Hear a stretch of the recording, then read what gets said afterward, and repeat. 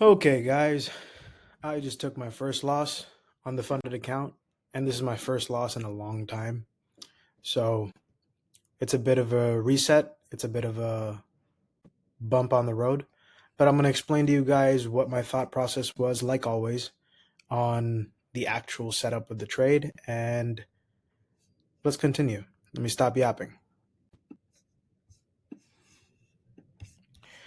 So basically, what I saw today was exactly what I usually like to look for, right? I saw that there was highs of London, low of London. I had this nice little channel breaking, right? And it was breaking, but not really completely like how I liked it to.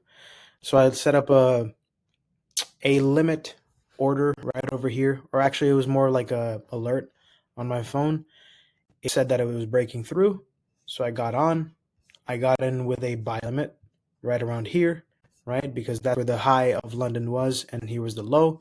So what I did was I put the stop loss right here at the wick, right? And then I put my take profit right around here. I think that should be around the same. Let me check.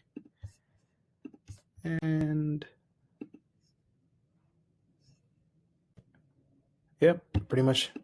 Let me smooth that down a little bit. Okay, cool.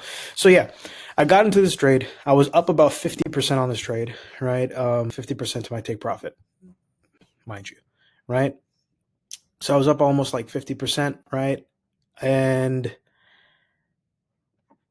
it just lost, right? It reversed. It went down. It hit my hit my stop loss, and I lost a little bit of money. I could show you guys where I'm at right now. So currently, I am at about. I wonder where you guys could. Okay, yeah, I'm about $500 in a loss right now, and yeah, but it's only like $500. Like, what is the actual percentage of this? Is the actual percentage is less than 0.5%. So I'm not too worried about it, right? I also lost money on my funded account and my live account, but whatever, who cares? You make money back. No one's going to always win forever. A good rule of thumb for me is that whenever I encounter a loss, I end up going on a win streak. I do know that for a fact. I'll go on like a 2, 3, 4 trade win streak, right? So by the end of this week, who knows? I might be a little bit up. I might be around break even. I might be in the same spot, right? I don't really have any excuses for why I lost this trade. It just didn't go my way, right? I mean, not all of them will go your way. And it's funny because I was on Friday, I did make about almost $1,000 on the funded account, right? Which brought me up to about a full percent. But I kind of like where this is going right now. I'm around break even.